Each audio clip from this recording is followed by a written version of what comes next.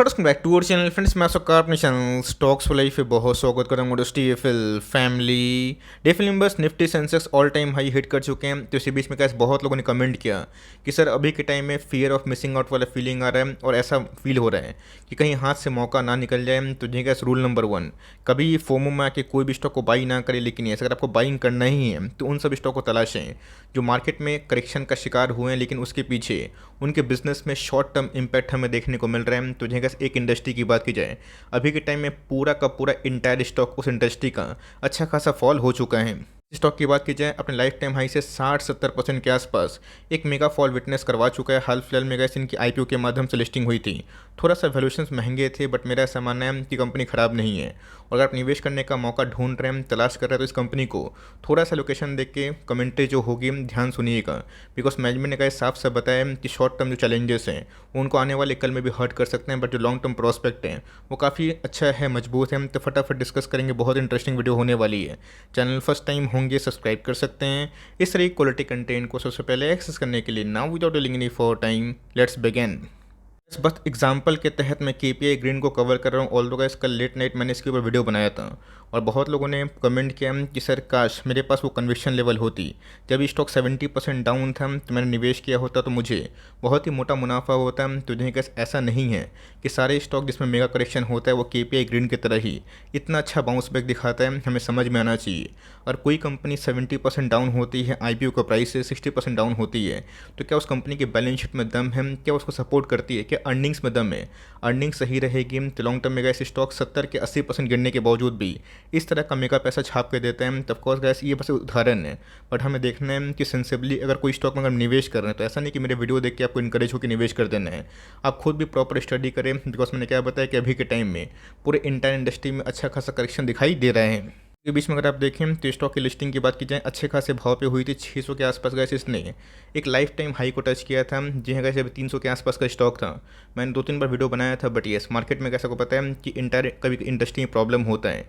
मान के चलिए कि ऑटो में प्रॉब्लम है, मान के चलिए कि बैंकिंग सेक्टर में प्रॉब्लम है, तो उस सेक्टर के जो ब्लू चिप कंपनी होते हैं, बिग प्लेयर्स होते हैं, उसमें थोड़ी सी कम गिरावट होती है। बट जो माइक्रो कैप होते हैं, स्मॉल कैप होते हैं, मिड कैप होते हैं, उन सब में बड़ी फॉल देखने को मिलती है। तो ऑफकोर्स गैस पूरे इंटायर इंडस्ट्री में इस सेक्टर में अभी के टाइम प्रॉब्लम है, जिसकी वजह से कैसे 600 का स्टॉक अभी के टाइम 243 के आसपास ट्रेड कर रहे हैं। बड़ी बात नहीं है कि आने वाले कल में 200 के आसपास भी अवेलेबल हो, बट मेरा ऐसा मानना है कि जो इसमें गिरावट हमें देखने को मिल रही है ये बहुत जल्दी ही एब्जॉर्ब हो जाएगी। बिकॉज रीज़न जब सबको पता होता है तो बॉस जो बेस फॉर्मेशन होता है वो धीरे धीरे होना स्टार्ट हो जाता है। कंपनी का नाम अगर आप देखें, Supriya life science limited.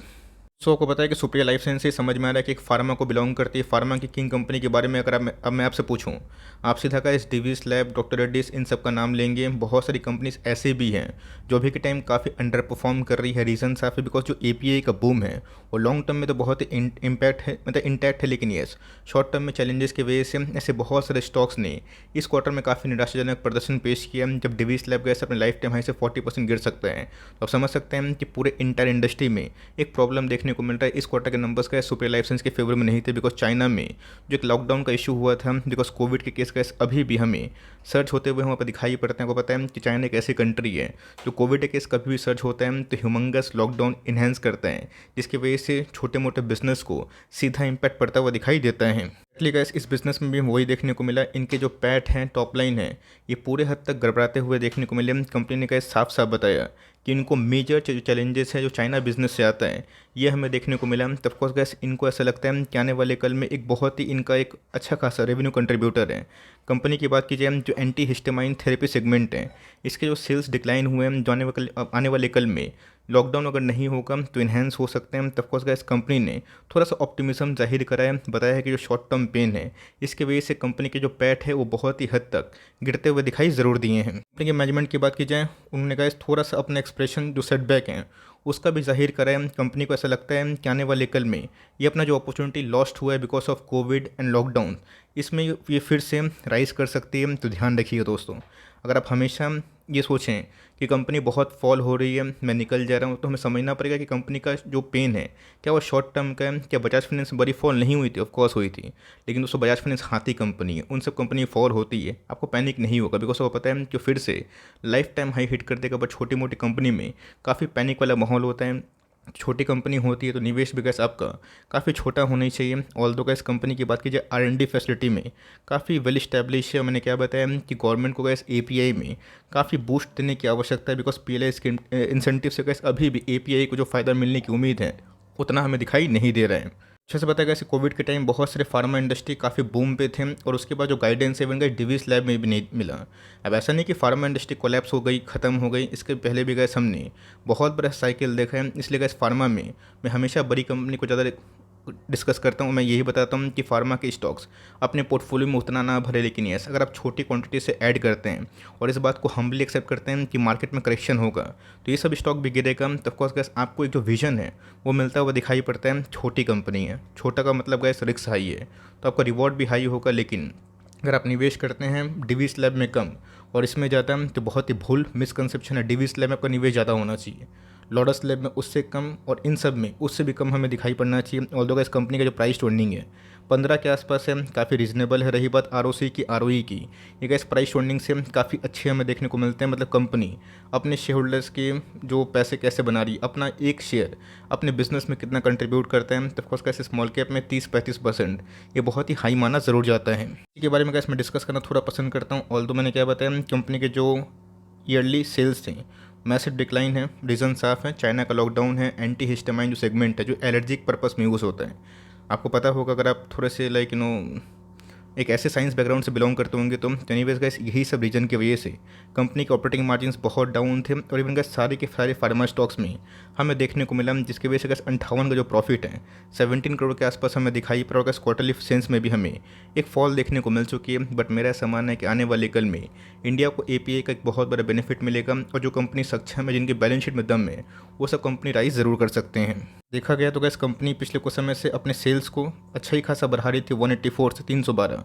Profitability की बात की जाए 6, 9, 39, 73, ये गैस इनके IPO के प्राइस के पहले अच्छे खासे जो आंकड़े थे ये हमें दिखाई दे रहे थे। ये टाइम की बात की जाए तो पूरा गैस जो माहौल है TTM में ये बिगड़ता हुआ देखने को मिल रहा है। गैस हमेशा कोई ना कोई ऐसा फेज़ आता है जहाँ पे कुछ कंपनी चैलेंजेस फेस करते हैं। उसमें गैस जो छोटे मझोले स्टॉक्स होते हैं 60% 70% डाउन होते हैं, बट कंपनी अगर सॉलिड होती है, पॉजिटिव होती है, बैलेंस शीट में एकदम होता है, वो बाउंस बैक ज़रूर करती है। कंपनी तो गैस अभी तक परफॉर्मेंस काफ़ी अच्छा ही दिया था, बट गैस जो अभी के टाइम जो शॉर्ट टर्म परफॉर्मेंस है जिनके लिए अच्छी बात नहीं है, जिसकी वजह से गैस ऑनगोइंग चैलेंजेस के मद्देनजर रखते हुए कंपनी अभी के टाइम में अर्निंग्स के क्षेत्र में काफ़ी अंडर परफॉर्म कर रही है। कंपनी की बात की जाए अपने साइज़ के अकॉर्डिंग दोस्तों बहुत ही अच्छा रिजर्व्स हमें देखने को मिलता है, और हर साल गैस इनके रिजर्व्स पे कंपनी काफ़ी अच्छा काम कर रही है। बोरिंग्स पर अगर आप ध्यान दें तो 36 करोड़ के आसपास बोरिंग्स बहुत बड़ी बोरिंग्स नहीं मानी जाती। बात पब्लिक की होल्डिंग की, प्रमोटर के होल्डिंग की, तो ऑफकोर्स प्रमोटर की होल्डिंग बहुत ही मजबूत है, 68% के आसपास प्रमोटर ओन करते हैं। FIs ने अपनी होल्डिंग को थोड़ी सी बढ़ाई है, ऑल्दो FIs की जो होल्डिंग पहले से तो कम हुई है, बस लास्ट क्वार्टर से थोड़ी बढ़ते हुए देखने को मिल रही है। DIS की बात की जाए उनकी होल्डिंग बढ़ रही थी और फिर से उन्होंने थोड़ा सा प्रॉफिट बुक किया है, जिसकी वजह से अभी के टाइम में ट्रिमेंडस सेलिंग प्रेशर है। ऑल्दो 16% के आसपास हमें पब्लिक की होल्डिंग भी दिखाई ज़रूर देती है। स्टॉक डिस्काउंट में है 50-60%, तो क्या अंधाधुन के निवेश कर नहीं दोस्तों। मैंने वीडियो बनाया, आप खुद रिसर्च करें, देखिए कि मार्केट में कौन कौन से प्लेयर्स में अभी के टाइम ख़राब कंडीशन है, क्या सेक्टर में प्रॉब्लम है, जी हाँ, क्या सारे के स्टॉक अंडर परफॉर्म कर रहे सेक्टर के, जी हाँ, तो ऑफकोर्स उसमें मिड कैप और स्मॉल कैप काफ़ी अंडर परफॉर्म करेगा। तो यहाँ पर अगर आप निवेश करते हैं तो मेक श्योर कैसे अपने पोर्टफोलियो का 2% से वेटेज ज़्यादा ना ले। अब चाइना में गैस लॉकडाउन हो जाएगा, इनके एक सेगमेंट के रेवेन्यू काफ़ी डाउन हो जाएंगे, मार्जिन्स डाउन हो जाएंगे, तो कंपनी प्रॉफिट कहाँ से दर्ज करेगी। बट येस ये सब का शॉर्ट टर्म है, हमें लॉन्ग टर्म का व्यू रखना है। मेरे हिसाब से गैस कंपनी MOS के लेवल पे आ चुकी है, और इस लेवल पे बेचने की सलाह तो बिल्कुल भी नहीं है। आपके पास कोई भी लेवल्स में आप होल्ड करें, जैसे अगर आपने हाईएस्ट लेवल्स में हायर एक्यूमुलेशन किया है तो थोड़ी सी गलती की है, बट मेरा ऐसा मानना है कंपनी अच्छी है, आपको लॉन्ग टर्म टाइम देने की आवश्यकता है, और इस भाव पर अगर आप खरीदते हैं तो मेक श्योर गाइस यहाँ से भी और भी फर्दर गिरावट हो सकती है। बट मेरा ऐसा मानना है कि कंपनी ऑलरेडी काफ़ी करेक्शन में मिल रहे हैं, यहाँ पे गाइस चाहे तो आप 220-30 का वेट कर सकते हैं। बट मेरा ऐसा मानना है अगर आप सेंसिबली सोचें और निवेश करने का प्लान करते हैं, अगर आपको 10,000 रुपये निवेश करना है, 5,000 निवेश करना है, तो यहाँ पे 2,000 निवेश कर सकते हैं। ये उस केस में जब आपको फार्मा स्टॉक रखने हैं और उसमें रिस्क भी लेना है, जो गाइस कंपनी स्मॉल कैप है, रिस्क नहीं लेना चाहते हैं तो go with Divi's Lab, risk लेने के लिए ओके हैं।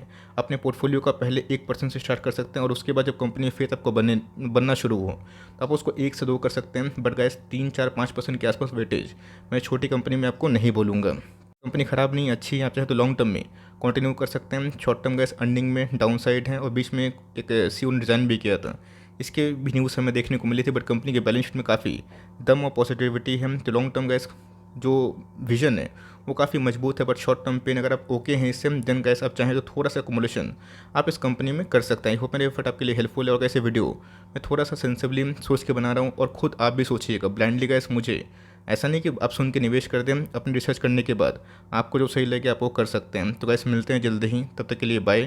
Thanks for listening friends, God bless you all.